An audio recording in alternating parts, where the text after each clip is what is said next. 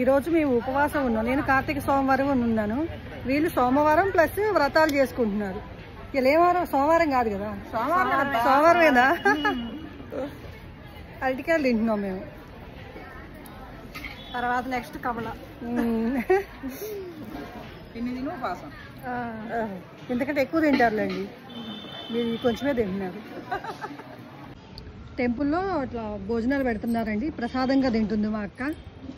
ఏమి? జిలేబీ సూపర్ ఉంది, సమోసా బాగుంది, ఆలుగడ్డ ఫ్రై, బీరకాయ కూర, పప్పు, దోసకాయ పచ్చడి, పులిహోర, పరవన్నం, ఇది జున్ను.